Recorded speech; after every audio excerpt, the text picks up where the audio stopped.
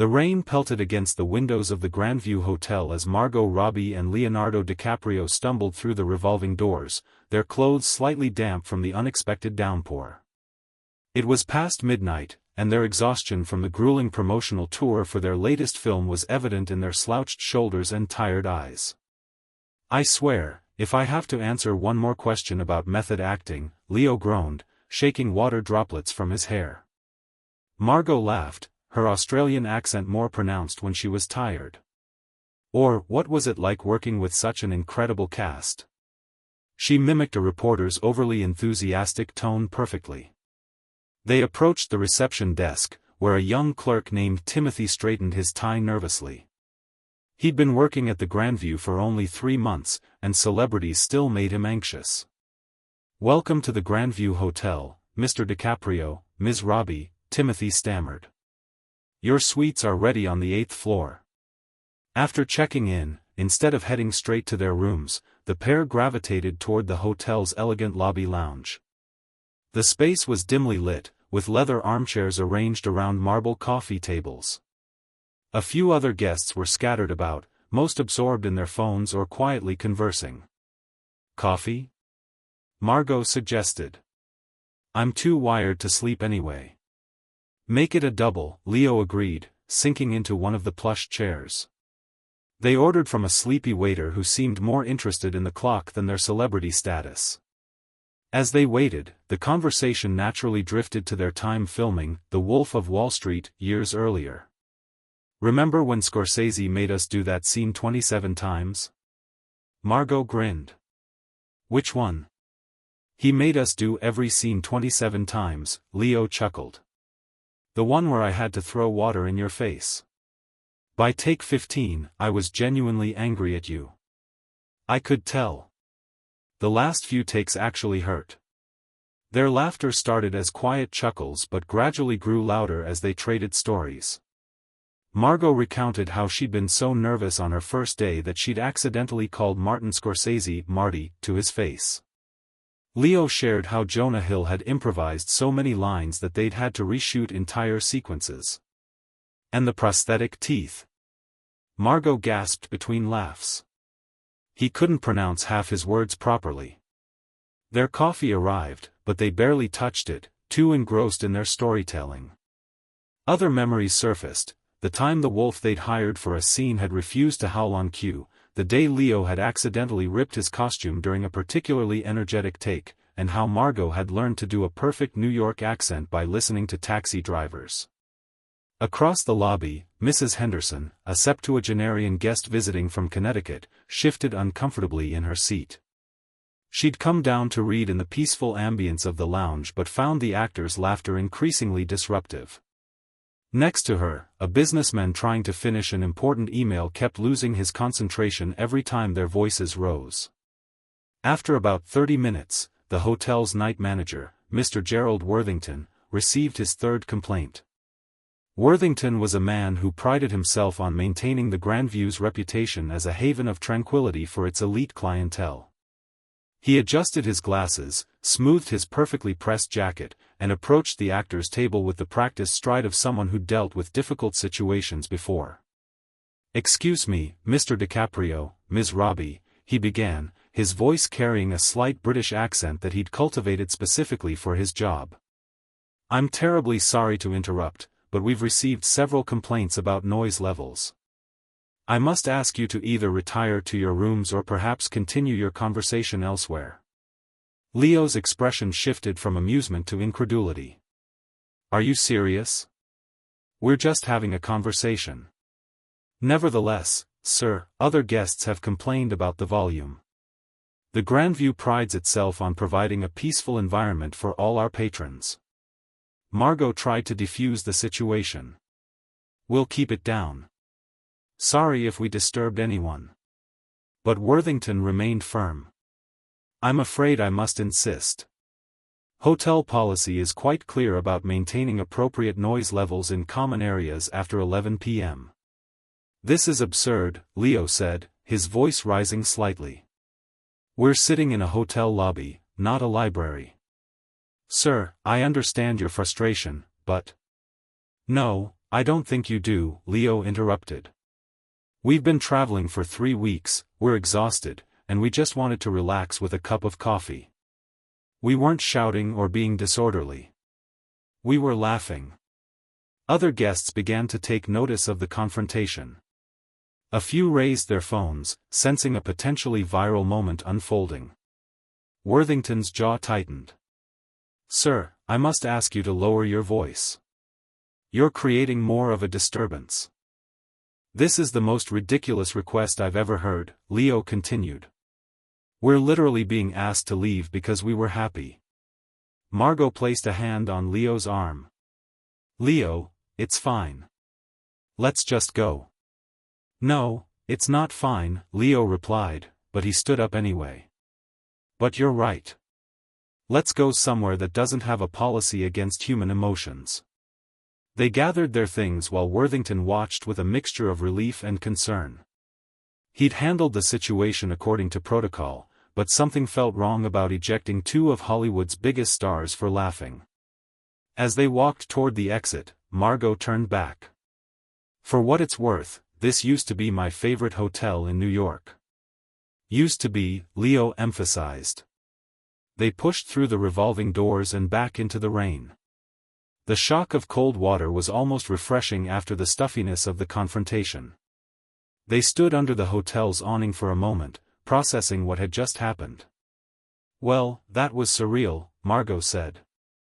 Unbelievable. 20 years in this business, and I've never been kicked out of a hotel lobby for laughing. Where to now? Leo spotted a 24-hour cafe across the street, its warm yellow light beckoning through the rain. How about some real coffee? They jogged across the street, getting thoroughly soaked in the process. The cafe was a stark contrast to the Grandview's polished elegance, worn linoleum floors, mismatched chairs, and the comforting smell of fresh pastries. The owner, an elderly Greek man named Dimitri, looked up from his newspaper as they entered. We're dripping on your floor, Margot apologized. Dimitri waved dismissively. Is just water. Sit, sit. I get towels. They chose a booth by the window, and Dimitri returned with not just towels but also steaming mugs of coffee and a plate of freshly baked baklava. On the house, he said. You look like you need it. You have no idea, Leo muttered. As they dried off and sipped their coffee, the earlier tension began to dissipate. The cafe had only a few other patrons, a taxi driver on break, a college student studying for exams, and a couple sharing a late-night meal. None of them paid much attention to the Hollywood stars in their midst. This is more like it, Margot said, biting into the baklava. No pretense, no policies against being human. They resumed their storytelling, and soon their laughter filled the small cafe.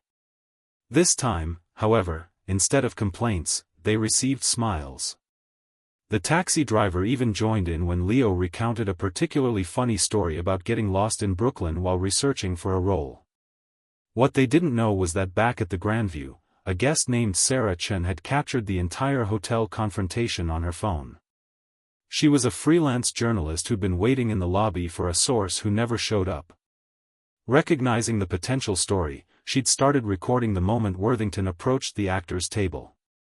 By 3 a.m., while Leo and Margot were still enjoying their impromptu cafe adventure, Sarah's video was already going viral. Leonardo DiCaprio and Margot Robbie kicked out of luxury hotel for laughing, read the caption. The video showed Worthington's stern demeanor, Leo's incredulous response, and Margot's diplomatic attempts to smooth things over. The internet's response was swift and merciless. The Grandview's social media pages were flooded with comments. Imagine having a no-laughter policy in 2024. The Grandview Hotel, where joy goes to die. If Leo and Margot are too loud for your hotel is too quiet for life. Memes began circulating within hours. Someone photoshopped the hotel's logo to read, "The Grandview Hotel, silence is golden, laughter is forbidden." Another created a fake TripAdvisor review, 5 stars for comfort, 0 stars for allowing human emotions. By morning, the hashtag #LaughterGate was trending globally. Major news outlets picked up the story. Exclusive, DiCaprio and Robbie's hotel humiliation, screamed the tabloids. More serious publications ran think pieces about hospitality industry standards and celebrity treatment. At the cafe, Dimitri had refused to let Leo and Margot pay for anything. Word had spread among the late-night crowd that the actors were there, but the atmosphere remained respectful. People smiled and waved but didn't intrude. Some quietly took selfies from across the room. "This is what hospitality should be," Margot observed. "Not rules and policies, but making people feel welcome." As dawn broke over Manhattan, they finally decided to find alternative accommodation. Leo's assistant had already been alerted to the situation and had booked them rooms at a boutique hotel known for its relaxed atmosphere. Before leaving the cafe, Leo insisted on taking a photo with Dimitri. He posted it on his social media with the caption, "Found the best coffee in NYC at 3 a.m. Thanks to Dimitri's cafe for reminding us that laughter is always welcome. #Real hospitality." The post exploded. Within hours, Dimitri's cafe was flooded with customers wanting to experience the place that had welcomed the stars the Grandview had rejected. Dimitri, overwhelmed but grateful, had to hire extra staff to handle the sudden influx of business. Meanwhile, at the Grandview Hotel, chaos reigned. The PR department was in crisis mode. Booking cancellations poured in, while protesters gathered outside with signs reading, "Laughter is not a crime," and "Free the funny." Gerald Worthington arrived for his morning shift to find the hotel's general manager, Mrs. Patricia Hartwell, waiting for him in her office. Her expression was grim. "Gerald, we need to discuss last night's incident." "I followed protocol exactly as outlined in the employee handbook," Worthington defended himself. "The protocol doesn't account for asking Academy Award nominees to leave for laughing," Mrs. Hartwell replied coldly. "Do you have any idea what this has cost us?" She showed him her laptop screen, displaying the hotel's plummeting online ratings and a spreadsheet of cancellations representing millions in lost revenue. But they were disturbing other guests. 2 complaints, Gerald. 2 complaints from guests who have since checked out anyway. And now we're the laughingstock of the internet. The board is furious. Shareholders are calling for answers. By noon, Worthington had been terminated. The hotel issued a public apology. "The Grandview Hotel deeply regrets the incident involving Mr. DiCaprio and Ms. Robbie. The actions taken do not reflect our values of hospitality and warmth. We are reviewing our policies to ensure all guests feel welcome and comfortable expressing joy within our establishment." But the damage was done. Late-night comedians had a field day with the story. "The Grandview Hotel, come for the luxury, get kicked out for the laughter," one host joked. Another quipped, "I stayed there once. I sneezed, and they gave me a warning." Leo and Margot, now settled in their new hotel, watched the media frenzy with a mixture of amusement and disbelief. "I feel a bit bad for that manager," Margot said. "He was just doing his job." "A ridiculous job," Leo countered. "But you're right. The policy was the problem, not necessarily the person enforcing it." That afternoon, Leo posted on social media, "Laughter isn't a crime. It's what keeps us human. Sometimes in life, it's the only thing that keeps you afloat. Thanks to everyone for the support, but let's move forward with kindness. And remember to tip your baristas, especially the ones who work all night." The post was liked millions of times and shared across platforms. It became a rallying cry for a broader conversation about human connection in an increasingly regulated world. The Grandview tried to recover. They eliminated their noise policies for common areas, hosted comedy nights in the lobby, and even invited Leo and Margot back for a complimentary stay. Both politely declined. A year later, a documentary filmmaker named Jessica Torres released "The Night Laughter Was Banned," exploring the incident and its cultural impact. The film featured interviews with hotel staff, guests who were there that night, and hospitality industry experts. Neither Leo nor Margot participated, but they gave their blessing to the project. The film revealed that Mrs. Henderson, one of the guests who had complained, later regretted her actions. "When I saw those young people enjoying themselves, I should have been happy for them, not annoyed. I've become the very thing I swore I'd never be, a cranky old woman who forgot how to appreciate joy." Gerald Worthington, the terminated manager, appeared in the documentary as well. He'd since started his own hospitality consulting firm focused on creating welcoming environments that balanced comfort with human connection. "That night taught me that policies should serve people, not the other way around," he reflected. The incident became a case study in business schools about corporate culture and crisis management. The term "grandview effect" entered the lexicon, referring to when rigid rule enforcement backfires spectacularly. Dimitri's Cafe became a tourist attraction. He expanded to 3 locations but maintained the same warm, welcoming atmosphere. A plaque by the booth where Leo and Margot sat that night read, "Laughter always welcome here." The Grandview Hotel eventually recovered, but it took years and a complete management overhaul. They now advertise themselves as New York's most joyful luxury hotel and feature a lobby sign that reads, "Laughter encouraged." For Leo and Margot, the incident became a fond memory and a running joke. Whenever they reunited for projects or events, they'd inevitably recall, "That night we got kicked out for being happy." It bonded them in an unexpected way, turning a frustrating experience into a reminder of what really matters. During an awards show years later, while presenting together, Margot quipped, "Leo and I have been in some intense scenes together, but nothing compared to the drama of trying to have coffee in a hotel lobby." The audience laughed knowingly. Leo added, "If you're ever in New York, I know a great 24-hour cafe. They actually encourage human emotions." The incident also influenced their future choices. Both actors became investors in hospitality ventures that prioritized warmth and humanity over rigid protocols. They supported small businesses that understood the value of creating spaces where people could be themselves. In his memoir published 5 years later, Leo devoted a chapter to that night. He wrote, "In all my years of playing complex characters and exploring human nature through film, it was a simple incident in a hotel lobby that reminded me of a fundamental truth: regulations and policies should never supersede basic human kindness and the simple joy of shared laughter."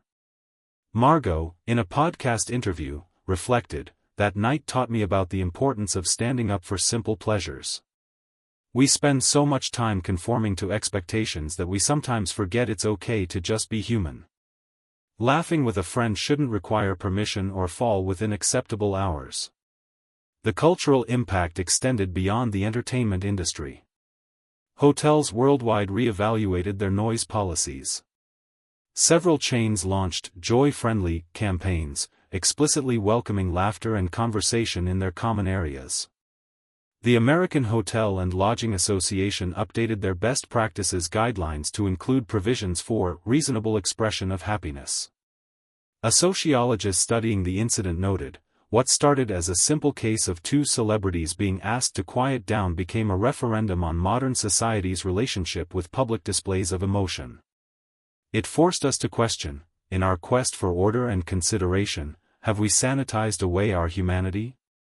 The night also spawned an annual event. Every year on the anniversary of the incident, Dimitri's Cafe hosts Laughter Night, where comedians perform, and patrons are encouraged to share their funniest stories. Leo and Margot occasionally make surprise appearances, though they always insist on paying for their coffee now, a request Dimitri reluctantly honors. For the employees at the Grandview that night, the incident became a defining moment in their careers. Timothy, the nervous desk clerk, left the hotel industry altogether, inspired to pursue a career in comedy writing. If laughter could cause that much trouble, he reasoned, imagine what it could do when channeled correctly. The waiter who served them coffee wrote a blog post that went viral, "I served coffee to Leo and Margot right before they got kicked out." In it, he revealed that their laughter had actually brightened his difficult shift, and he'd been disappointed when they were asked to leave. Even the guests who had complained came to reassess their actions. The businessman who couldn't focus on his email later admitted in an interview that he'd been going through a difficult divorce and had projected his misery onto others. Their joy reminded me of what I'd lost, and instead of appreciating it, I resented it. I became the villain in someone else's story because I couldn't handle being the victim in my own. The incident entered popular culture. TV shows referenced it, comedians built routines around it, and it became shorthand for institutional overreach.